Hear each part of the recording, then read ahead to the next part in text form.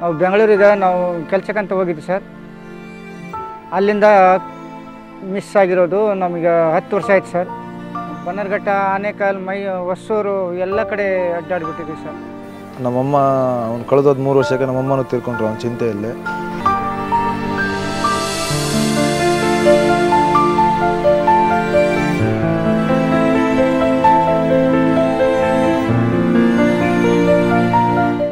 ಎಲ್ಲರಿಗೂ ನಮನಗಳು ಸ್ನೇಹಾಲಯದಿಂದ.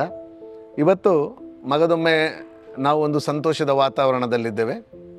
ಪ್ರವೀಣ್ ಕುಮಾರ್ ಎಂಬ ಹುಡುಗ 5 ವರ್ಷ 9 ತಿಂಗಳ ಹಿಂದೆ 2018ರಲ್ಲಿ ಸೆಪ್ಟೆಂಬರ್ 7ನೇ ತಾರೀಕಿನಂದು ನಮಗೆ ಅತ್ತಾವರ KMC ಆಸ್ಪತ್ರೆ ಹತ್ರ ಮಂಗಳೂರು ಮಾರ್ಗದಲ್ಲಿ ಅಲೆದಾಡುತ್ತಿರುವಾಗ ನಮ್ಮ ಕಣ್ಣಿಗೆ ಬಿದ್ದು ನಾವು ಸ್ನೇಹಾಲಯದ ಸಿಬ್ಬಂದಿ ವರ್ಗ ಅವರನ್ನು ಕರ್ಕೊಂಡು ಬಂದು ಅವರಿಗೆ ಮಾನಸಿಕವಾದ ಚಿಕಿತ್ಸೆ, ಪ್ರೀತಿ ಎಲ್ಲವನ್ನು ಕೊಟ್ಟು ಆತ್ಮಸ್ಥೈರ್ಯವನ್ನು ಕೊಟ್ಟು ಕಳೆದ 6 ವರ್ಷಗಳಿಂದ ನಿರಂತರವಾಗಿ ಅವರ ಮನೆಗೆ ಸಂಪರ್ಕಿಸಲು ನಾವು ಪ್ರಯತ್ನ ಪಟ್ಟೆವು. ಆದರೆ ಅವರು ಸ್ವಲ್ಪ ಬುದ್ಧಿಮಾಂದ್ಯ ಆದ ಕಾರಣ ನಮಗೆ ಅವರ ವಿಳಾಸವನ್ನು ಪತ್ತೆ ಹಚ್ಚಲಿಕ್ಕೆ ಸಾಧ್ಯವಾಗಿರಲಿಲ್ಲ. ಆದರೆ ಕಳೆದ 1 ತಿಂಗಳ ಹಿಂದೆ ನಾವಿಲ್ಲಿ ಆಧಾರ್ ಕೇಂದ್ರದಿಂದ ನಾವಿಲ್ಲಿ ಜನರನ್ನು ಕರ್ಕೊಂಡು ಬಂದು ಇವರ ಆಧಾರ್ ಕಾರ್ಡಿನ ಒಂದು ವ್ಯವಸ್ಥೆಯನ್ನು ಮಾಡುತ್ತಿರುವಾಗ ನಮಗೆ ಸಿಕ್ಕಿದಂತಹ ವಿಳಾಸದಿಂದ, ಯಾಕಂದರೆ ಇವರಿಗೆ ಮೊದಲೇ ಆಧಾರ್ ಕಾರ್ಡ್ ಆಗಿತ್ತು, ಆದ ಕಾರಣ ಈ ಒಂದು ಆಧಾರ್ ಕಾರ್ಡಿನ ವತಿಯಿಂದ ನಮಗೆ ಪ್ರವೀಣ್ ಕುಮಾರ್ ಅವರ ಹೆಸರು ನಮಗೆ ಗೊತ್ತಾಯಿತು ಮತ್ತು ವಿಳಾಸ ಕಂಡುಹಿಡಿಯಲಿಕ್ಕೆ ಸಾಧ್ಯ ಆಯಿತು. ಇವರು ಬಳ್ಳಾರಿ ಜಿಲ್ಲೆಯವರು. ಬಳ್ಳಾರಿಯಿಂದ ಅವರ ತಂದೆ ಬಂದಿದ್ದಾರೆ, ಓಮಯ್ಯ ನಾಯ್ಕ್. ಅದೇ ರೀತಿ ತಮ್ಮ ಗಣೇಶ್ ಬಂದಿದ್ದಾರೆ. ಇವರು ಬಳ್ಳಾರಿಯ ಹೂವಿನ ಹಡಗಲಿ ಎಂಬ ಹಳ್ಳಿಯವರು. ಕಳೆದ 10 ವರ್ಷದಿಂದ ಇವರು ಕಾಣೆಯಾಗಿದ್ದಾರೆ ಅಂತ ಹೇಳ್ತಾ ಇದ್ದಾರೆ. ಇವತ್ತು ಅವರು ತುಂಬ ಖುಷಿ ಪಡ್ತಾ ಇದ್ದಾರೆ. 10 ವರ್ಷ ನಂತರ ಸಿಕ್ಕಿದ ಕಾರಣ ಹಲವಾರು ಕಡೆಗಳೆಲ್ಲರೂ ಹುಡುಕಾಡಿದ್ದಾರೆ, ಪೊಲೀಸ್ ಕಂಪ್ಲೇಂಟ್ ಕೊಟ್ಟಿದ್ದಾರೆ. ಜೀವಂತ ಇದ್ದಾರಂತ ವಿಶ್ವಾಸ ಮಾಡಿದ್ದೀರಾ ನೀವು? ಇಲ್ಲ. ಅರ್ಧ ಜನ ಅಂದರೆ ನೀವು ಎಲ್ಲ ಹತ್ರ ಕೇಳಲಿಕ್ಕೆ ಹೋಗಿದ್ದೀರಿ ಅಲ್ಲ? ಹಲವಾರು ಜನರ ಹತ್ರ ಇವರು ಕೇಳಿದಾಗ ಜೀವಂತ ಇಲ್ಲ ಎಂಬುದಾಗಿ ಅವರಿಗೆ ಗೊತ್ತಾಗಿದೆ. ಹಲವಾರು ಜ್ಯೋತಿಷಿಗಳ ಹತ್ರ ಆಗಿರ್ಬೋದು, ಪೂಜೆ ಪುರಸ್ಕಾರಗಳು ಮಾಡಿದಾಗ ಅವರು ಜೀವಂತ ಇಲ್ಲ ಎಂಬುದಾಗಿ ಹೇಳಿದದ್ದೇ ಜಾಸ್ತಿ ಜನ. ಇವತ್ತು ಒಂದು ಅದ್ಭುತ ಅಂತ ಹೇಳ್ಬೋದು, ಪವಾಡ ಅಂತ ಹೇಳ್ಬೋದು. ಇವರ ಕಣ್ಣೀರಿನ ಪ್ರಾರ್ಥನೆ ದೇವರು ಕೇಳಿದ್ದಾರೆ. ಯಾವುದೇ ರೀತಿಯ ಒಂದು ಪ್ರಾರ್ಥನೆಯ ಫಲ ಅಂತ ಹೇಳ್ಬೋದು, ಆ ಪ್ರಾರ್ಥನೆಯ ಫಲ ಇವತ್ತು ಅವರಿಗೆ ಲಭಿಸಿದೆ. ಒಂದು ದುಃಖದ ಕಥೆ ಅಂದರೆ ಅವರ ತಾಯಿ ಇಹಲೋಕವನ್ನು ತ್ಯಜಿಸಿದ್ದಾರೆ. ಪ್ರವೀಣ್ ಕುಮಾರ್ ಅವರ ತಾಯಿ ಇಹಲೋಕ ತ್ಯಜಿಸಿದ್ದಾರೆ, ಅವರಿಗೆ ಗೊತ್ತಿಲ್ಲ.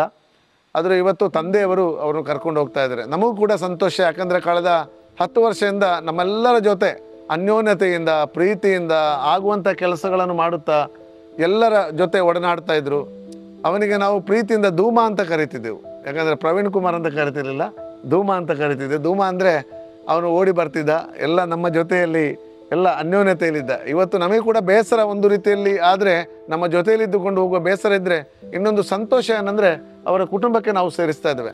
ಕಳೆದ 15 ವರ್ಷಗಳಲ್ಲಿ ಈ ಆಗಸ್ಟ್ 26ನೇ ತಾರೀಕಿಗೆ ಸ್ನೇಹಾಲಯ ಆರಂಭವಾಗಿ 15 ವರ್ಷ ಆಗ್ತಾ ಇದೆ. ಈ 15 ವರ್ಷದಲ್ಲಿ 1300ಕ್ಕಿಂತಲೂ ಹೆಚ್ಚು ಜನರನ್ನು ಮಾರ್ಗದ ಬದಿಯಿಂದ, ಬೀದಿ ಬದಿಯಿಂದ, ಮಾನಸಿಕ ಅಸ್ವಸ್ಥತೆಯಿಂದ ಕಳೆದು ಜೀವಿಸುತ್ತಿದ್ದ ವ್ಯಕ್ತಿಗಳನ್ನು ಕರೆತಂದು ಅವರ ವಿಳಾಸವನ್ನು ಪತ್ತೆ ಹಚ್ಚಿ ಅವರ ಮನೆಗೆ ತಲುಪಿಸುವಲ್ಲಿ ದೇವರು ನಮಗೆ ಸಫಲತೆಯನ್ನು ಕರುಣಿಸಿದ್ದಾರೆ. ಹಲವಾರು ಜನರ ಕುಟುಂಬದ ಕಣ್ಣೀರನ್ನು ಒರೆಸುವಂತಹ ಒಂದು ಕೆಲಸವನ್ನು ದೇವರು ನಮ್ಮಿಂದ ಮಾಡಿಸಿದ್ದಾರೆ.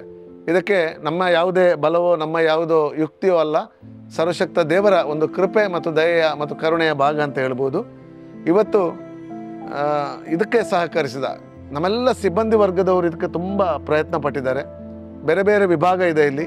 ಇವರ ಸಿಬ್ಬಂದಿ ವರ್ಗದವರ ಒಂದು ಪರಿಶ್ರಮದಿಂದ ಇವತ್ತು ಪ್ರವೀಣ್ ಕುಮಾರ್ ಬಳ್ಳಾರಿಯ ಸ್ವಂತ ಮನೆಗೆ ಹೋಗ್ತಾ ಇದ್ದಾರೆ. ಅದೇ ರೀತಿ ನಾನು ಕೃತಜ್ಞತೆ ಸಮರ್ಪಿಸ್ತಾ ಇದ್ದೇನೆ. ಕಳೆದ 15 ವರ್ಷಗಳಿಂದ ಇಂಥ ಸೇವೆ ಮಾಡಲು ನಮಗೆ ದಾನಿಗಳಿಂದ ನಮಗೆ ತುಂಬ ಒಂದು ಸಹಕಾರ ಲಭಿಸಿದೆ. ಎಲ್ಲ ದಾನಿಗಳಿಗೆ ಸರ್ವಶಕ್ತರಾದ ದೇವರು ಆಯುರಾರೋಗ್ಯವನ್ನು, ಆಯುಷ್ಯವನ್ನು ನೀಡಿ, ಸಂಪತ್ತನ್ನು, ಸಮೃದ್ಧಿಯನ್ನು, ಆರೋಗ್ಯವನ್ನು ನೀಡಿ ಅನುಗ್ರಹಿಸಲಿ ಎಂಬುದಾಗಿ ಪ್ರಾರ್ಥಿಸುತ್ತಾ ಸರ್ವರಿಗೂ ಸರ್ವೇ ಜನ ಸುಖಿನೋ ಭವಂತು. ನಮ್ಮ ಹೆಸರು ಓಮಯ್ಯ ನಾಯ್ಕ್ ಸರ್. ನಾವು ಬೆಂಗಳೂರಿಗೆ ನಾವು ಕೆಲಸಕ್ಕಂತ ಹೋಗಿದ್ವಿ ಸರ್. ಅಲ್ಲಿಂದ ಮಿಸ್ ಆಗಿರೋದು ನಮಗೆ 10 ವರ್ಷ ಆಯ್ತು ಸರ್. ಅದು ಸುಬ್ರಹ್ಮಣ್ಯ ಪೊಲೀಸ್ ಸ್ಟೇಷನಿಗೆ ಕಂಪ್ಲೇಂಟ್ ಕೊಟ್ಟಿದ್ವಿ ಸರ್. ಬನ್ನರ್ಘಟ್ಟ, ಆನೇಕಲ್, ಹೊಸೂರು ಎಲ್ಲ ಕಡೆ ಅಡ್ಡಾಡಿಬಿಟ್ಟಿದ್ವಿ ಸರ್. ಆದರೂ ಕೂಡ ಸಿಗಲಿಲ್ಲ. ಇಲ್ಲಿ ಸಿಕ್ಕಿದ ಮೇಲೆ ನಮಗೆ ಖುಷಿ ಆಯ್ತು ಸರ್.